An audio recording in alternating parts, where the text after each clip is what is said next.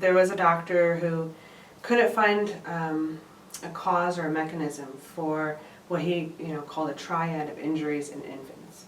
And these infants were dying without really any apparent reason or cause. And he was noticing subdermal hematomas, which is bleeding in the brain. He was noticing swelling in the brain or edema, and retinal hemorrhaging, which is bleeding behind the eyes. And he was seeing these three symptoms without necessarily seeing any outside marks on the body or any broken bones or anything else that would give him reasons or explanations for the death. And he kind of hypothesized that maybe the shaking was the cause of the injury and what was causing the bleeding and the swelling and the hemorrhaging. And from that paper in the early 70s, it kind of became indoctrinated that if you have these three symptoms, if you see that triad, and you can't find any other reason for this child's illness or loss of consciousness or death, then it's shaken baby syndrome. Well, shaken baby syndrome is a combination of subdural hemorrhage, retinal hemorrhage, and at least initially brain swelling or encephalopathy. It's never been really clearly defined ever, even by Caffey, John Caffey's radiologist from Pittsburgh, who wrote about this in the early 70s. And it became somewhat of a movable feast. People defined it however they wanted to define it. It was not even necessary to have all three signs, those signs being subdural hemorrhage, retinal hemorrhage, and brain swelling. And some people said, well, all you need is retinal hemorrhage, or all you need is unexplained brain swelling, or all you need is subdural hemorrhage. Unfortunately, research has never been able to duplicate that triad or cause that triad by shaking or any other method in a lab. And in the late 80s and 90s, people started trying. They, crash test dummies and dolls and monkeys and, different animal experiments to try to duplicate the forces that in the theory, the rotational forces of back and forth, they thought were causing the bleeding. And then biomechanics started getting involved, and doctors started questioning the hypothesis. And then a couple of pathologists started noticing that they were seeing the triad in cases of falls, where you maybe had a small child fall off a bed, or on the playground, or off of a slide, things like that, that traditionally were believed that if it was a short fall, it wasn't great enough or severe enough to cause that bleeding that they thought was caused by shaking. And they started to document these cases. And then they started finding other medical conditions, bleeding disorders, clotting disorders, that also would predispose a child perhaps to have the triad without there being any shaking. And so it's kind of been a revolution. Well, I initially was involved in showing that low-level falls could kill somebody. I believed until just the last 10 or 12 years that you could kill an infant by shaking him or her and cause subdural hemorrhage. And it wasn't until about 1999 that I realized that part of what I had been taught was incorrect. Well, that if you can shake a child to death, you first must cause massive structural neck damage. And you're going to cause the massive neck damage, literally internal decapitation. In other words, everything falls apart except the skin stays intact. And that's going to happen before you get any dural hemorrhage or brain swelling or any other brain damage. So the neck damage has to come first.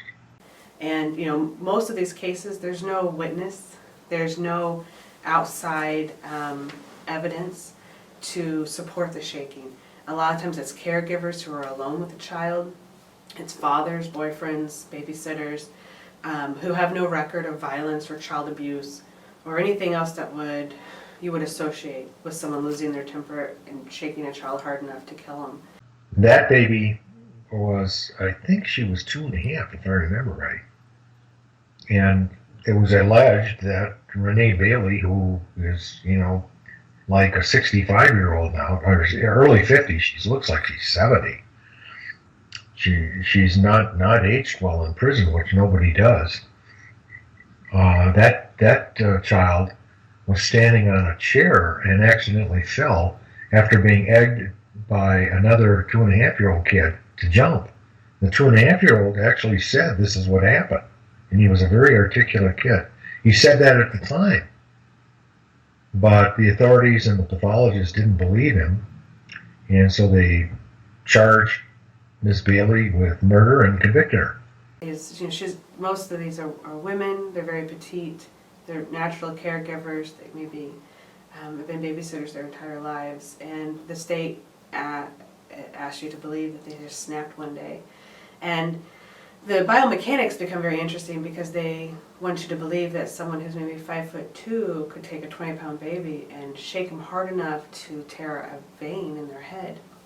And there's just no evidence that a person of that size or any human being, one of the studies from the late 80s involved football players, strong men apparently, presumably trying to shake a doll hard enough to create enough force to rupture a bridging vein, and they weren't able to. And then we discovered medical records of the child that weren't used at trial or weren't known about that showed he had sickle cell trait and perhaps clotting disorders and other medical problems and developmental delays, enlarged head, things like that could have been very important in making that diagnosis. And what we see a lot is emergency room doctors who don't have any specialized training in infants' head injuries. They're taught in medical school that if you see this triad and you can't find anything else wrong with the child, diagnose shaken baby syndrome. And so they do that. And once that label's attached, nobody goes back and does like a full workup of differential diagnoses or does maybe a family history to see what else maybe could be going on. And once the police officers hear shaken baby syndrome, they're going to try to get a confession or a statement. So most of the shaken baby syndrome type cases also involve a false confession or a false statement because those officers are convinced that the doctors are telling them someone shook this child who was with the child last. And a lot of the defendants, it's whoever was with the baby when they lost consciousness. And it could be wrong place, wrong time. They maybe were with the baby for an hour, and now they're facing murder charges because they were alone and nobody was with them to verify that they didn't shake that baby. Well, initially when I started writing about this in the late 90s or early 2000s, it was not accepted at all. It was fought rather vigorously, at least initially, by forensic pathologists. I think today the overwhelming majority of forensic pathologists understand that what I was saying at that time was in fact correct. But I think it's important to understand that science is not a democracy. You don't take a vote to see what is right or wrong. And as Neil deGrasse Tyson said, one of the nice things about science is that things are either true or they're not, regardless of what you believe. So in that sense, whether or not pediatricians accept what I'm saying is not relevant. The first exoneration was Audrey Edmonds in Wisconsin, and that really is still very recent. And the appellate court there recognized that the medical community has been making a shift and that there was a significant controversy surrounding whether the triad was enough to support the diagnosis of shaken baby syndrome. And Audrey was released based on doctors coming out and saying we no longer believe the only cause of the triad is shaking. We don't know that other things can cause it. because 18 years ago last month on October 16th, 1995, I was living in Waunakee, Wisconsin, a great suburb down by Madison. And I was pregnant with my third child. I had two children. One was 4.5, one was 2. I loved kids, and I was just a stay-at-home mom, and I had taken in various kids from time to time. And little Natalie had been with me for a few weeks, 3 days a week. This Monday morning, I woke up. I felt fine. I thought the day was okay. Natalie came. She was very, very fussy. She'd been up twice the night before. She wouldn't take her bottle at home that morning. I'm like, okay, I'll give her a bottle. And in the past, ever since I had taken her on and I had talked to her mom about it, she had a real hard time sucking. She was just days shy of 7 months old, and she had a real hard time taking a bottle. So I finally decided to put Natalie into the master bedroom, which was just shortly after the kitchen. And the reason I did that was because one of the other traits of Natalie was she was very, very sensitive to noise and to any kind of little bumps. So I decided I wasn't going to put her in the swing. I was going to put her in her car seat and try to prop up the bottle, hoping that would pacify her and she would be better. I did that. I started getting the other kids ready, doing my little normal routine around the house, and she hadn't even been into my care for an hour when I was getting the kids ready to go in to meet the other families outside. So I had one of these big luxury strollers, the back laid down, and this is where I would always put Natalie when I had her on the 3 days a week, and I would take her out. And she was very, very sensitive to movement, to any little jolt in the sidewalk or anything, so I'd put like 2 big cushy blankets down for her to make it comfortable. So I had that. I had my other 2 little ones right next to each other. Carrie's bebopping around, my oldest daughter. Natalie was the last one for me to go in to get. And as I walked into the master bedroom, she made a little whimper. I noticed that her bottle was quite a ways away from her, but I didn't think anything of it at the time. As I was putting down her jacket and I started to pick her up and put one arm in, I noticed that formula was coming out of her nose. And I thought, oh my gosh. And so I picked her up and I patted her, and I had expected her to just start wailing, and I was getting no response. And it took me a few seconds to think, something is wrong. Holding her upright, thinking and feeling terrible that I had left her with a propped up bottle, that she was choking. I ran outside with her, screaming at my neighbor lady. She came down and she's like, you have to go in and call 911. So I continued to hold her upright in this position. I went in and I called 911, and they started asking questions and then helping me do the CPR, which I did. I don't know how many minutes later, the police officers arrived. They took over. Very few seconds after that, the ambulance came. I had thought, they'll get this baby taken care of, she'll be all right, everything will be fine. I was very wrong. And I kept thinking, what in the world is wrong? And I felt terrible. I felt like I was responsible because I had left a baby with a propped up bottle, which was not a normal thing, but we did it that morning because her night had not been normal. I later find out that she had been up twice during the night, very, very fussy, and she had projectile vomited in her car seat before coming to my house that morning. The day went on. The mother called me around noontime. She was very compassionate. She was very caring. She wanted to know what was wrong. We talked. Later that afternoon, I went to the hospital to visit her. She was very, very kind to me. We hugged, we cried, we talked. I had expected to go to the hospital, to go into a room and see the little baby in a crib, and things were getting better. They were preparing her for some type of a test at that time. The mom said she'd keep me posted of what was going on. I made a couple more calls to the hospital that evening. I heard nothing. Of course, I was very concerned, and I wanted to know that the baby was fine and everything was going to be okay. The next morning, I made more calls to the hospital. I got no updates. Early that afternoon, my minister came by and they told me that the baby had died, and I was just devastated. I could not figure out what was wrong.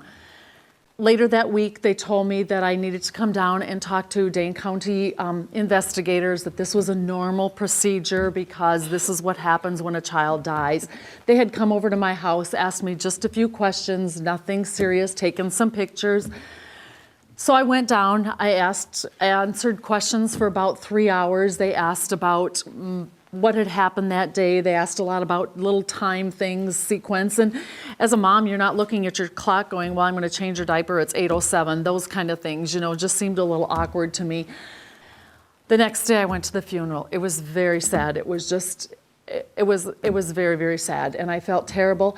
But at that time, I had been trying to call the parents to talk to them, and I wasn't getting an answer. And a mutual neighbor friend, they just lived 1 block over from where we lived, a mutual neighbor friend had come over and said, Audrey, Cindy, the mom, had talked to her and said, please tell Audrey that we're not ignoring her phone calls, but we've been told by the county to not talk to her right now. And I thought, well, this is weird. In November, I got word from my civil attorney that they were still looking into this case, that they were very suspicious of what the cause of death might be, and I was like, what in the world is going on?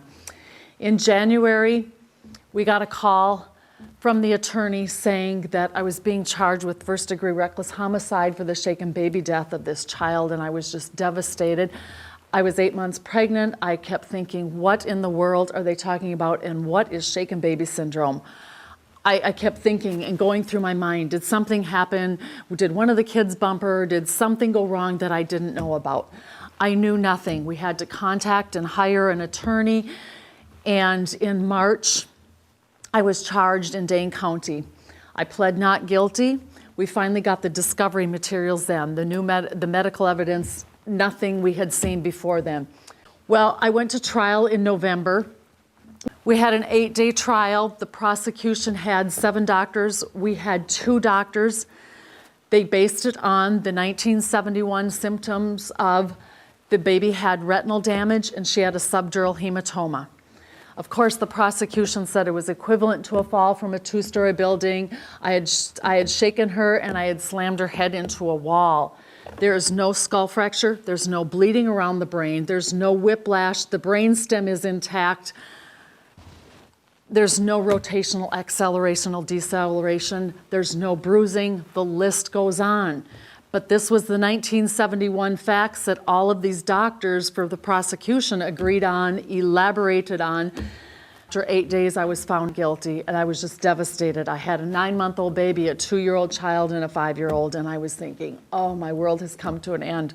2 days after my youngest daughter's first birthday, I had my sentencing, and I was sentenced to 18 years. And he said, no matter what anybody said about me, I was in denial, and everybody has a bad day, and that was my bad day. And they told me all kinds of excuses why I was having this bad day, and I have no idea where their bad day excuses came from. They talked like they were just sitting in my kitchen that day, and I was still just so shocked and hurt and scared that this was happening. I kept thinking something has got to stop. Something has got to happen. And my attorney told me the day of sentencing, well, we're going to appeal this right away. I had no clue what an appeal was. I was just like, whatever, just please help me. We tried in the first year. We were scheduled to have a hearing for new medical evidence from Dr. Plunkett and Dr. Ophoven, both from Minnesota.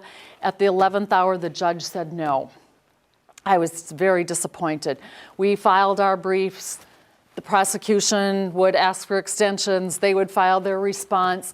After about 3 years with the District Court of Appeals, that was not granted. So then I went on to the federal appeal, and that took more time, but more and more medical evidence was surfacing.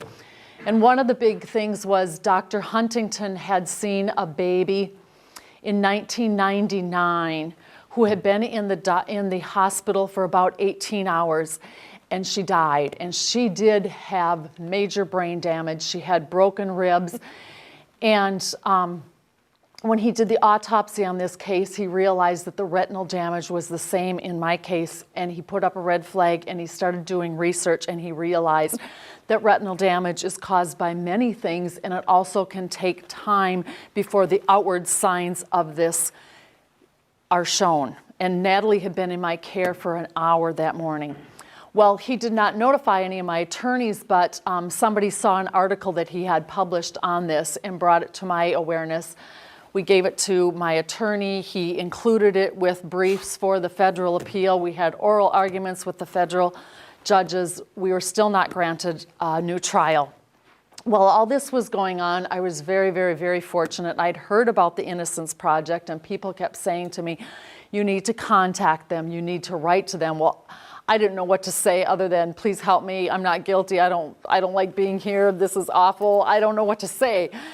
And so, very, very fortunately, there was a neurologist from UW-Madison who had known about my case. He had seen my case even during the trial, and he couldn't believe that the guilty verdict came down. He had contacted the UW Innocence Project. They had been in contact with him just by phone conversations. In January of '07, I was so thankful to go back for the medical hearing. The doctors, seven doctors testified on my behalf, and the coroner. It was as black and white as white, what did and did not happen. The baby, her body shut down. It totally coincided with choking, not with abuse. There was no skull fracture. There was no bleeding around the brain. There was none of that, no axonal injury.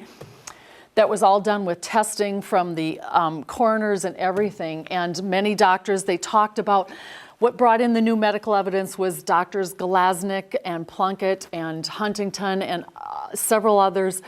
They said 15 years ago, we would have said, yes, this happened. But now with all the new medical and scientific evidence, it's not my opinion. This is the truth, and this is the way it went.